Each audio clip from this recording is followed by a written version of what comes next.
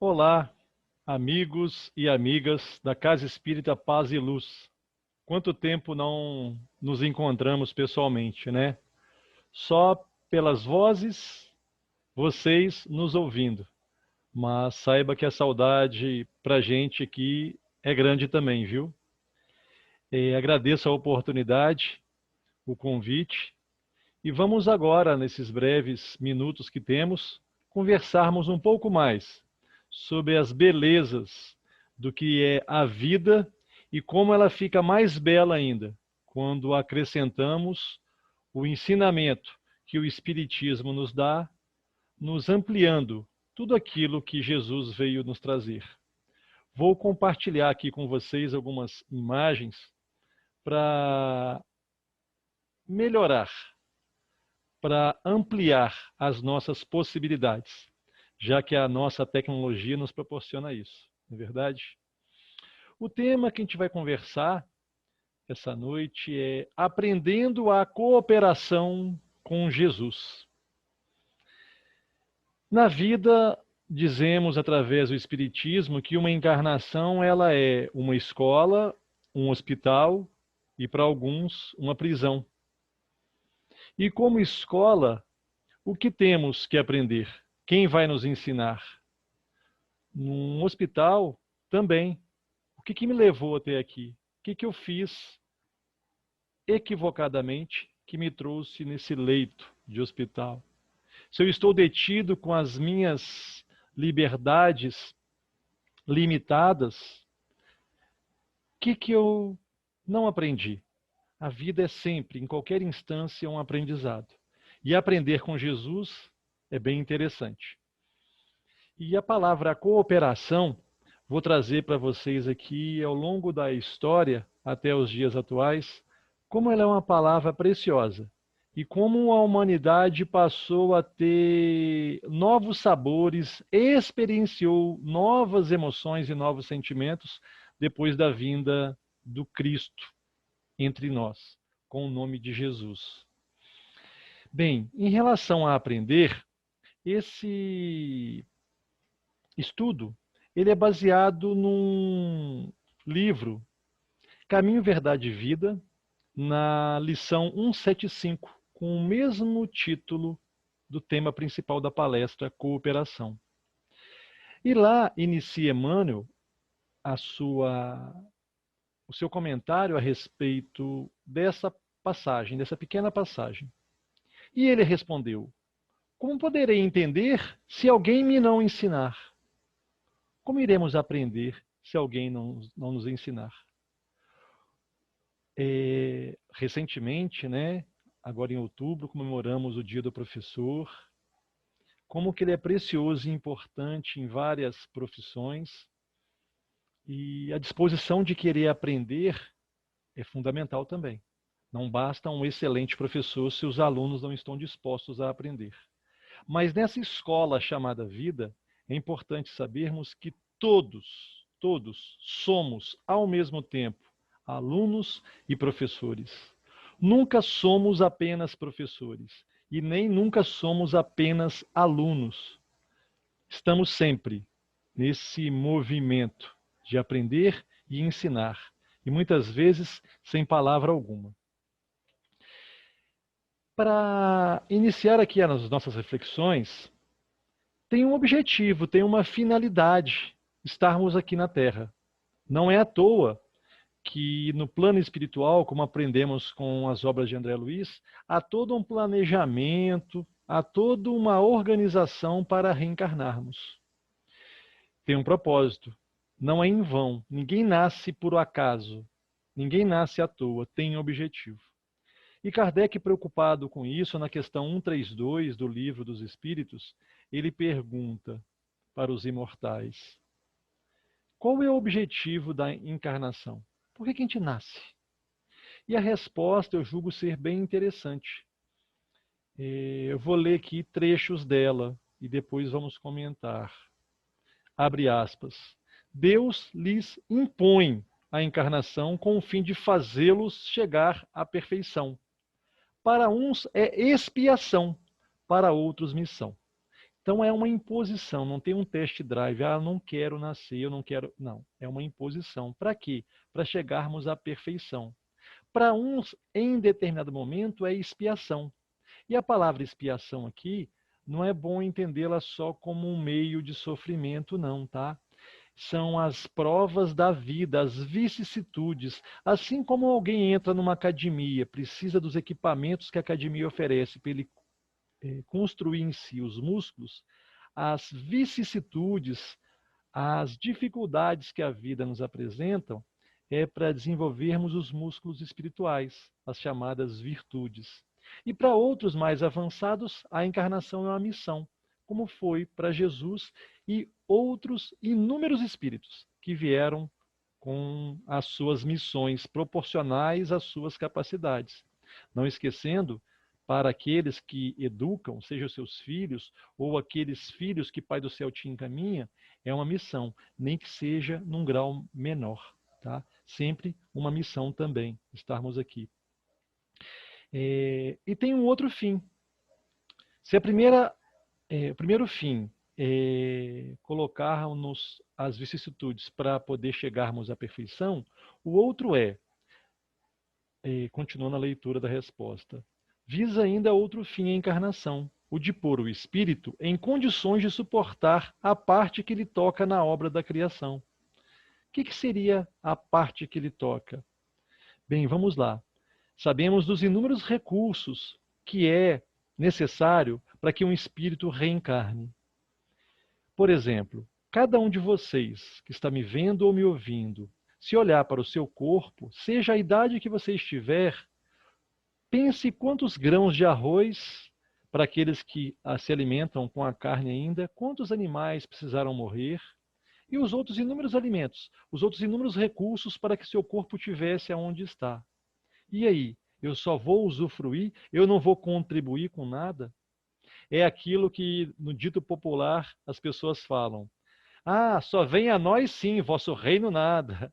Pois é importante deixarmos um legado, deixarmos a nossa contribuição, sairmos da nossa zona de conforto e contribuirmos de alguma forma para a vida, né? Então, o nosso desafio muitas vezes é esse, saber lidar com as dificuldades da vida e conseguir entender qual que é o propósito da vida para mim. O que eu estou aqui? Qual que é a minha missão nesse momento? Às vezes eu quero fazer alguma coisa que está longe, mas nesse momento, qual é a minha missão? Bem, esse é um propósito, às vezes, difícil para a gente conseguir chegar até ele, mas conseguindo ouvir a voz da consciência, a voz do coração, entrando em sintonia com o mais alto, com certeza, cada um vai ter por intuição ou por inspiração, naquele momento, qual que é o seu propósito, como que você pode contribuir para a existência, né? E assim cooperar. Vamos agora traçar aqui, vamos fazer uma abstração, vamos viajar no tempo e nos colocarmos como observadores. Bem, o egoísmo e a competição, que podemos dizer que é o oposto da cooperação, foi a forma encontrada para que sobrevivêssemos aqui no início. Vou voltar a uma linha do tempo aqui, como eu disse, vamos olhar com olhos de observador, já em nós, com os princípios espíritas da reencarnação, da evolução, da imortalidade, e todos os princípios, causa e efeito, tudo que nós aprendemos estudando o Espiritismo, vamos nos observar a nossa trajetória. Segundo os historiadores, a nossa estada aqui na Terra se deu muito pela disputa, pela sobrevivência, com essas imagens rupestres aí, que é um dos primeiros registros que fizemos quando aqui estivemos no passado, da mesma forma que eu quero tirar minha foto hoje, gravar meu vídeo, essa vontade de falar, de manifestar o que está em si, é muito grande, né? E existe, né? Para uns mais, né? Então esses mais dedicados queriam deixar registrado como que era a sua vida cotidiana. E a gente vê nessas gravuras como que era a relação com os animais, dos primeiros povos, os caçadores, que eu vou falar um pouquinho sobre eles. É isso. Para quê? Eles estão querendo ser maldosos com os animais? Não, eles querem os alimentos. Aqui não tem caça esportiva, não. Aqui tem essa luta pela sobrevivência, a competição, né? Eles pensavam no seu grupo. E como eu disse, há mais ou menos 350 mil anos, inicia na face da Terra esse orbe que aprendemos também ter sido planejado e construído por Jesus, ainda está em processo, né? Quantas transformações ele passou, mas há mais ou menos 350 mil anos atrás, estivemos aqui como Homo sapiens, os chamados povos caçadores e coletores. Não tinham um local fixo para a sobrevivência. Eles estavam sempre atrás de frutos que tivessem em alguma árvore ou buscando alguma caça, matando os animais. Poucos se conviviam entre si, porque eles estavam sempre à busca de alimentos, né? E aqui a gente traz uma primeira reflexão. Não havia só um povo, caçador e coletor. Havia em diversos pontos do planeta. Em algum momento, eles se encontravam. Será que quando se encontravam ali, como que eles se comunicavam? Será que havia ali o espírito de cooperação? Dizendo assim, não, meu amigo, você está com mais fome do que eu, pode comer você, eu seguro a minha fome aqui. Não. Um medo por trás de perder a fonte de vida, que eram os alimentos, tinha as disputas. Então essa competição e esse egoísmo marcou muito. E olha quanto tempo ficamos, né? Eu disse aqui há mais ou menos 350 mil anos atrás.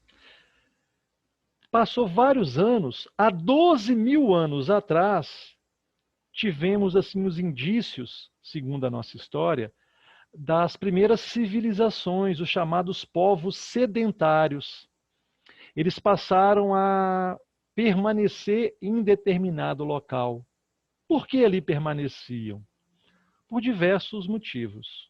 Um dos principais, segundo reza a nossa tradição, a nossa história, algumas mulheres que ficavam ali enquanto os homens iam caçar, às vezes eles ficavam mais tempo em certo local, elas jogavam as sementes dos alimentos e depois viam que nasciam aquelas pequenas árvores ou aquelas pequenas plantas que continham os frutos que eles comiam.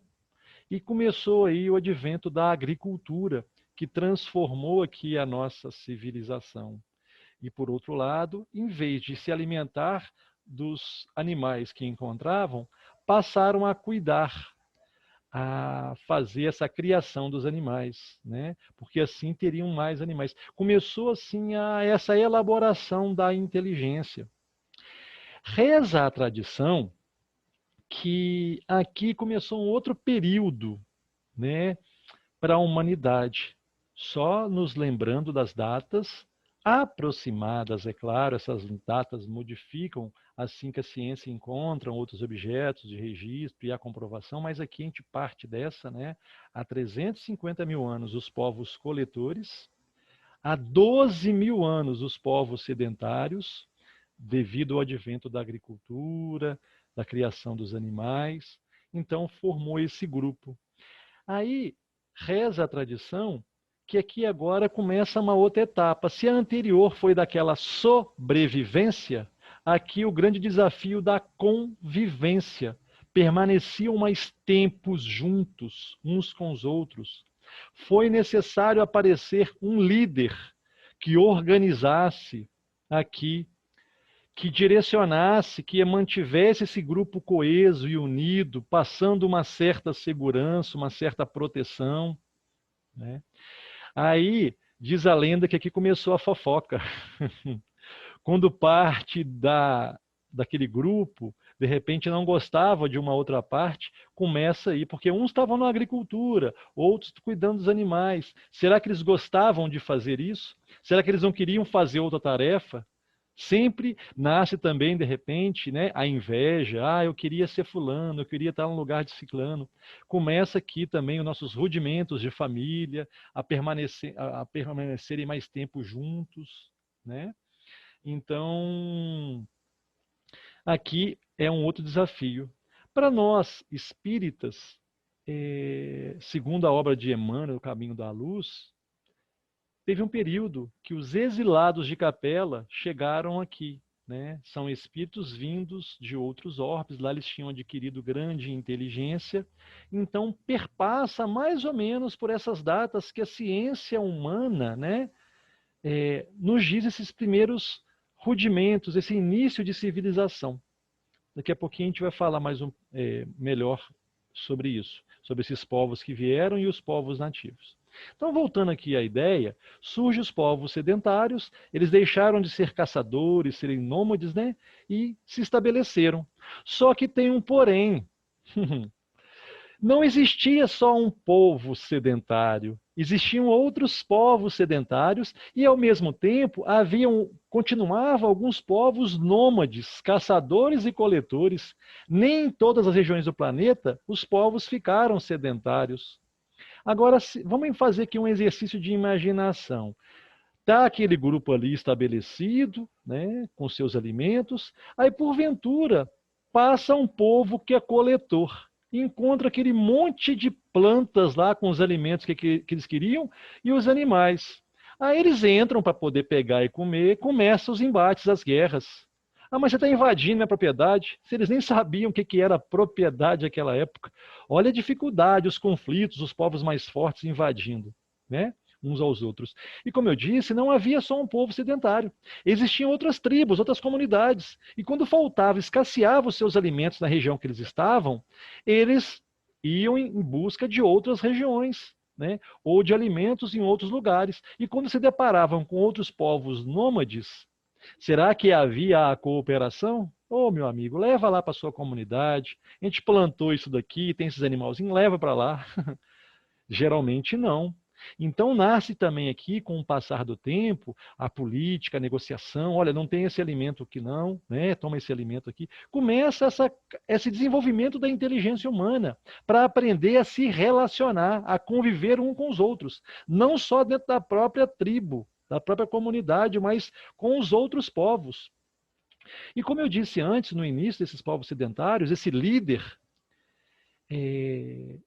todos esses povos também tinham a sua intuição da existência de Deus. De alguma forma, adorava Deus ou deuses. Geralmente, a gente pode inferir que mediunidade será que existia nessa época? Será que esse líder não tinha alguns contatos com esse mundo espiritual de alguma forma que se manifestava ali para eles, orientando qual era a planta que trazia um certo alívio para certa dor? Então aqui também se institui o que nós podemos chamar de religião.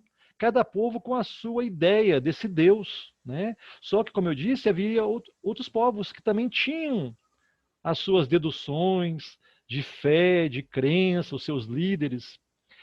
E fazendo um paralelo com os dias atuais, né, que a gente citou o exemplo da cooperação, que dificilmente pode ter havido, né, havia mais disputas entre eles, né, um querendo pegar o território do outro porque era melhor, tinha maiores riquezas dali. Vindo para 2020, será que mudou muita coisa?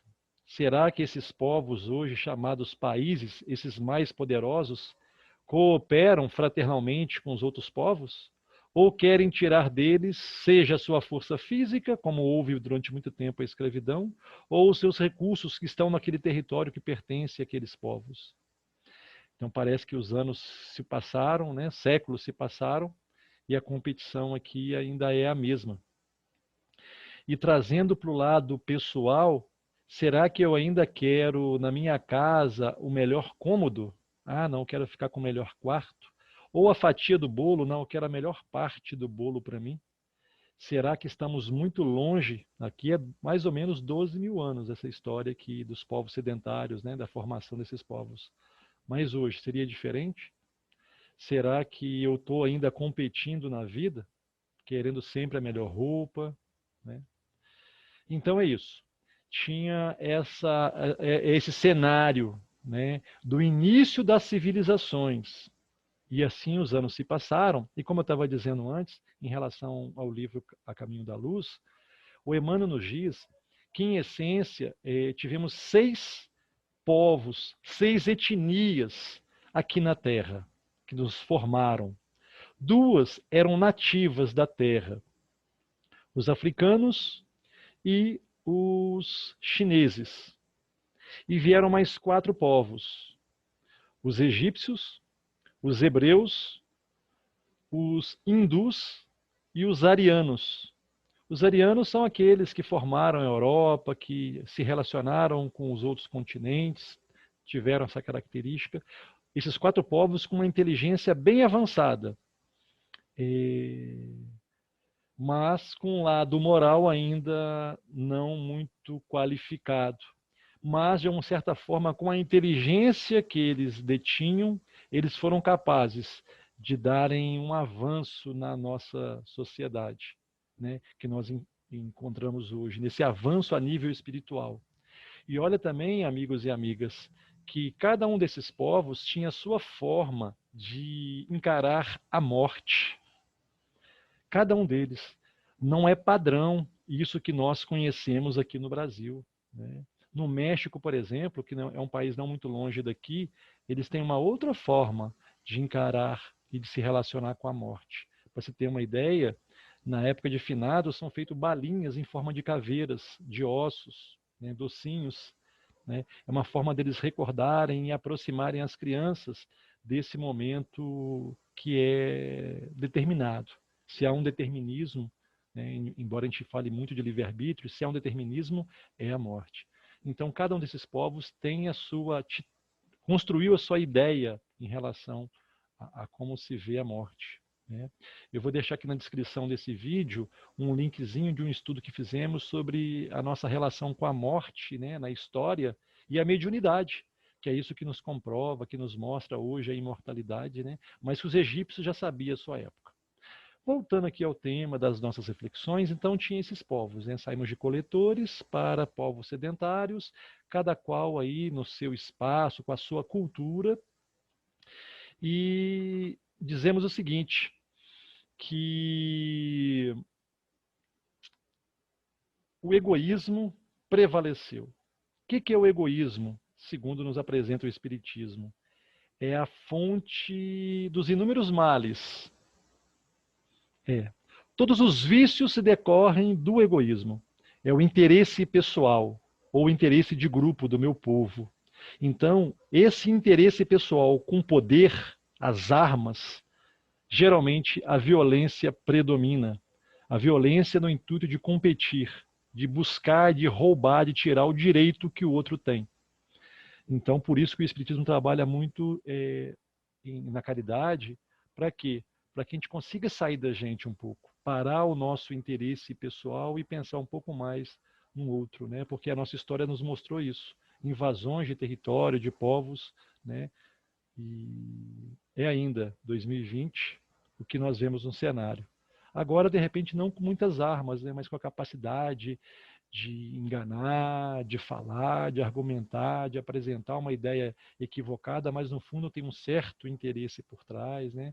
Aquela aparência dos falsos profetas, né, que dizia Jesus, os falsos cristos, né, que a gente estuda no Espiritismo, que por trás quer tirar alguma coisa de você. Então é importante olharmos, né, para esse cenário. E com o advento, né, olha como que nós evoluímos tecnologicamente, né? Tem uma foto aí mais em cima dos povos caçadores e coletores para o que nós fomos capazes de construir. Quem construiu a religião? Não. Quem fez tudo isso foi a ciência.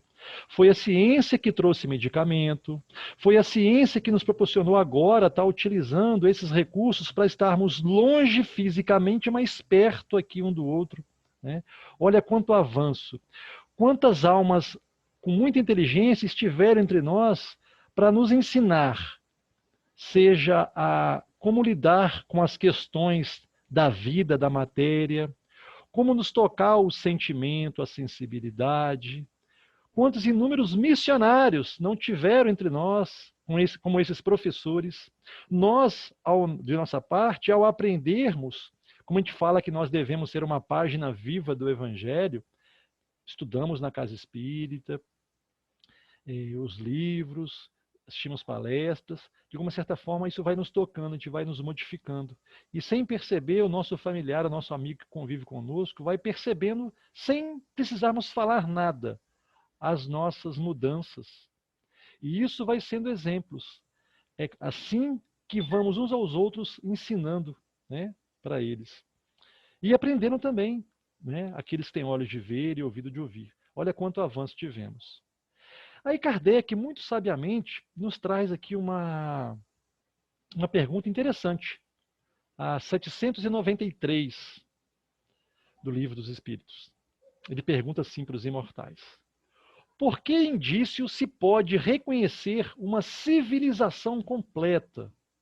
Como é que a gente consegue ver uma civilização completa? O que é necessário ver? E aqui eu abro um parêntese para a palavra civilização, que essa palavra ela tem uma conotação às vezes pejorativa, porque nós achamos que quem é civilizado é, por exemplo, quem tem uma boa casa, quem anda de carro, de avião, né? E civilização não tem, isso faz parte, mas isso não caracteriza uma civilização completa. Então aqui a gente até substitui a palavra civilização pela palavra cultura, que cada povo estabeleceu em si a sua cultura, a sua forma de se relacionar com a vida, com o cosmos, com as pessoas, com os animais, com as plantas. Nós espíritas sabemos esse princípio inteligente, esse espírito com E minúsculos que vai evoluindo em vários estágios, né, no processo que nos é proporcionado. A gente só está dizendo aqui do processo humano, viu? Nessa evolução, sem considerar as fases anteriores, que o Espiritismo também nos ensina muito. Mas é a cultura. E vive bem quem se relaciona bem. As culturas elas são positivas quando elas são capazes de transformar o ser, mas não para ele ter o melhor só para ele. Que ele consiga o melhor e diga aquela frase: eu quero tudo aquilo que for justo para mim, mas eu não quero nada que seja justo só para mim. Né? Então, essa cultura que é importante estabelecer, respeitar, criar em nós um sentimento chamado alteridade. Eu respeito o diferente, eu convivo com o diferente e eu aprendo com o diferente. É uma civilização que ela vai se colocando completa. Aí a resposta dos imortais vem dizendo: reconhecê-lo-eis, né, essa civilização completa, essa cultura completa, pelo desenvolvimento moral. Crede que estáis muito adiantados porque tendes feito grandes descobertas e obtido maravilhosas invenções? Porque vos alojais e vestis melhor? Então, essa resposta continua, fica o convite lá para vocês buscarem a questão 793, mas é isso. Vai se reconhecer pelo desenvolvimento moral. Né? Nós não estamos adiantados só porque a gente tem toda essa tecnologia. E olha que quando foi dada essa resposta e feita essa pergunta, foi no século XIX. Passaram, né, do século XIX, lá meados do século passado, século XX, quando teve o advento aí da aviação, quantos avanços não tivemos em apenas 100 anos? E olha quanto tempo a gente está aqui. Então, é o desenvolvimento moral que caracteriza uma civilização, uma cultura completa. Não podemos nos dizer ainda civilizados, é o que vai dizer essa resposta dos Espíritos quando continua. Não estamos completos em nossa cultura ainda. E se a gente analisar bem, de fato, ainda coletivamente não, mas individualmente a gente já pode começar a ter esses lampejos de cooperação, de desinteresse pessoal. Esse é o convite do Cristo. Então a pergunta: ainda estou competindo na vida, eu quero sempre a melhor parte das coisas e das pessoas? Eu quero aprender a cooperar? Porque parte do querer. Eu quero. E quando se quer alguma coisa, nada segura. E como nós temos e sabemos da reencarnação, se uma alma quer evoluir de fato para cooperar com a obra da criação, ela vai ter inúmeras oportunidades. E aqui, antes de falar da vinda de Jesus, há mais ou menos 2000 anos atrás, né? Eu queria destacar aqui o anjo Gabriel, quando ele aparece para Maria, isso antes de Jesus vir à Terra. E isso está em Lucas. Como é que Maria ficou? Será que ela ficou muito feliz, muito alegre? Diz as Escrituras que Maria, né, confusa e perturbada, olha, com informação dessa que ela receberia Jesus, Maria perguntava a si próprio, o que quereria o anjo dizer com aquelas palavras? Não tenhas medo, Maria, disse o anjo. Pois é, até a nossa Mãe Santíssima ficou com medo. Está numa carne, está reencarnado, né? Quando a gente fala carne, com todo carinho, é esse corpo, né? Esse santuário que nos abriga espiritualmente, né? Nosso espírito, nós espíritos estamos usando essa indumentária aqui divina. Sentiu medo. A mãe de Jesus sentiu medo. Então não é pecado sentir medo não, tá? Aí, voltando no livro, que é a base desse nosso estudo aqui, do Caminho, Verdade e Vida, questão 175, com o título Cooperação, Emmanuel fala: desde a vinda de Jesus, o movimento de educação renovadora para o bem é dos mais impressionantes no seio da humanidade. E é isso, olha, 350 mil anos atrás, 12 mil anos das civilizações, há 2.000 anos, é muito recente essa ideia, mas depois da vinda dele, essa educação moral, aquele desenvolvimento moral que responde aos espíritos, né, para compor uma cultura completa, quantas santas casas de misericórdia não foram construídas? Quantos hospitais para ajudar os mais necessitados? Quantas escolas? Quantas universidades? Sabemos da questão negativa da religião, do que nós fizemos do ensino de Jesus, mas como que essa palavra cooperação, São Vicente de Paula, né, que deixou um legado precioso aqui para a gente, é essa educação que a vinda de Jesus nos trouxe à Terra. Aí, é isso, Jesus não veio nos impor nada, ele veio como um grande mestre a nos ensinar com seus exemplos. Ele veio a nos convidar a experienciar novos sentimentos. Como? Modificando, analisando os nossos comportamentos. Toda a competição, de que vale? Para onde foram os grandes impérios? Cadê Alexandre o Grande? Cadê Roma? Cadê os assírios? Cadê a Babilônia? Os séculos refundem povos e varrem civilizações. A transformação deve ser individual. E é esses comportamentos que Jesus veio nos ensinar, né? O sublime deles é o perdão, né, que foi a lição derradeira. Mas a cooperação fez parte, faz parte, e encontramos ela no Espiritismo. Ela é mais do que caridade.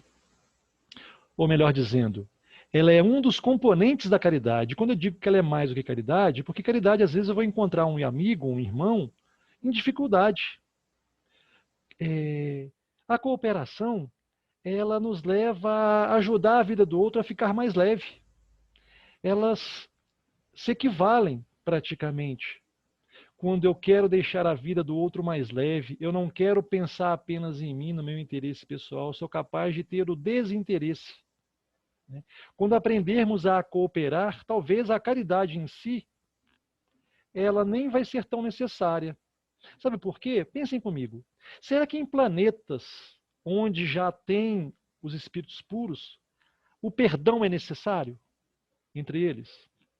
Bem, não há intenção de ferir um ao outro. Não há o sentimento de ser ofendido.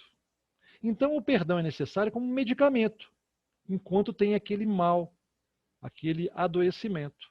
Acabou o adoecimento, aquele medicamento não é mais necessário. A caridade é isso que vai nos sensibilizando, porque será que se perguntasse ao Chico, a sua época, nossa, está fazendo caridade? Caridade? Estou fazendo o que tem que ser feito. Né? Porque a gente sabe, pelas reencarnações, que ora estamos numa certa condição, depois em outra. Né? Então, aprender com Cristo é um grande desafio. Né? E temos muitas lições com a cooperação. Voltando à mensagem, que é a base das nossas reflexões, aí o Emmanuel nos diz, desse quadro bendito de trabalho, né, que o Cristo trouxe para a gente, aí ele fala, destaca-se, porém, a cooperação fraternal que o Cristo nos deixou como norma imprescindível ao desdobramento da iluminação eterna do mundo. Se a gente quer trazer essa iluminação para o mundo, é importante a gente seguir essa norma imprescindível, né, que é a cooperação. Esse quadro se destaca e vem se destacando. Passado muito tempo, depois de uma Segunda Guerra Mundial, onde muitas dores houve, aparece a ONU, Organização das Nações Unidas, a cooperação internacional, e vem declarar os direitos humanos, né, o direito universal, o direito à vida, à liberdade, à religião, à saúde, à educação, ao trabalho. Se a nossa fé, se a nossa ação no mundo viola alguns desses direitos que são universais, pode ser que a minha forma de conhecer o mundo e de entender a religião ela esteja equivocada. Se ela é capaz de tirar a vida do outro, e vida a nível espiritual, que isso é impossível de tirar, tá?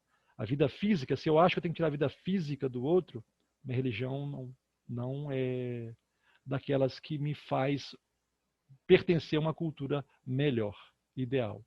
Se a forma de eu pensar ela limita o outro, ela tira a liberdade do outro, é viver e deixar viver.